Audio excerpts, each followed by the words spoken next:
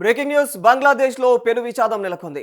40 మంది ప్రయాణికులతో ఓ బస్సు నదిలోకి దూసుకు వెళ్లింది. బంగ్లాదేశ్ లోని దౌలత్ దియా టెర్మినల్ దగ్గర ఈ సంఘటన జరిగినట్లు తెలుస్తోంది. అయితే ఈ ఘటనలో దాదాపుగా 18 మంది మృతి చెందారు. 40 మంది ప్రయాణికులతో ఉన్నటువంటి ఓ బస్సు ఫెర్రీ ఎక్కుతుండగా అదుపు తప్పినట్లు తెలుస్తోంది. ఈ క్రమంలోనే పద్మా నదిలోకి దూసుకు వెళ్లింది ఈ బస్సు. అయితే రేవు నుంచి బస్సు ఫెర్రీ ఎక్కుతుండగా మరో చిన్న పడవ వచ్చి ప్లాట్ఫామ్ ను బలంగా ఢీకొట్టింది. ఈ క్రమంలోనే బస్సు డ్రైవర్ నియంత్రణ కోల్పోయినట్లుగా కూడా తెలుస్తోంది.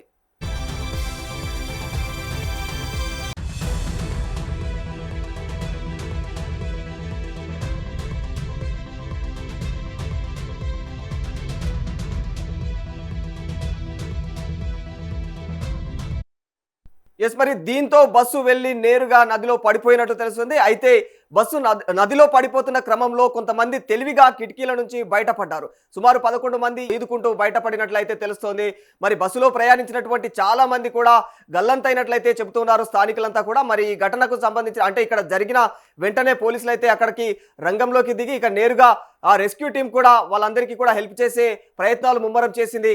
ఇప్పటికే 2 మృతదేహాలను కూడా వెలికి తీశారు వీళ్ళు.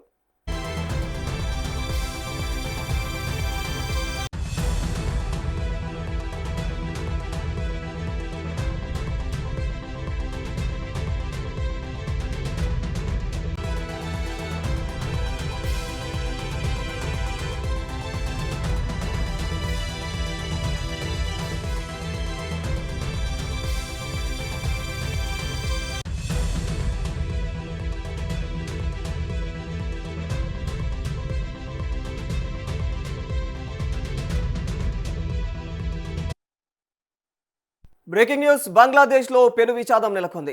40 మంది ప్రయాణికులతో ఓ బస్సు నదిలోకి దూసుకు వెళ్లింది. బంగ్లాదేశ్ లోని దౌలత్ దియా టెర్మినల్ దగ్గర ఈ సంఘటన జరిగినట్లు తెలుస్తోంది. అయితే ఈ ఘటనలో దాదాపుగా 18 మంది మృతి చెందారు.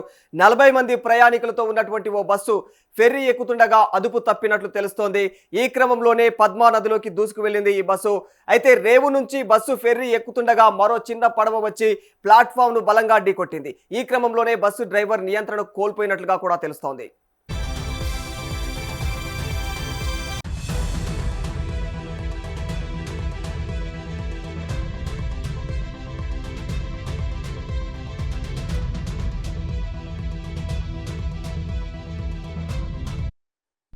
మరి దీంతో బస్సు వెళ్లి నేరుగా నదిలో పడిపోయినట్టు తెలుస్తుంది. అయితే బస్సు నదిలో పడిపోతున్న క్రమంలో కొంతమంది తెలివిగా కిటికీల నుంచి బయటపడ్డారు. సుమారు 11 మంది ఈదుకుంటూ బయటపడినట్లయితే తెలుస్తోంది.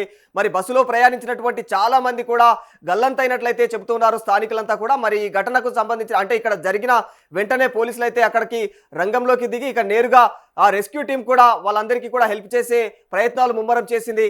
ఇప్పటికే 2 మృతదేహాలను కూడా వెలికి తీశారు వీళ్ళు.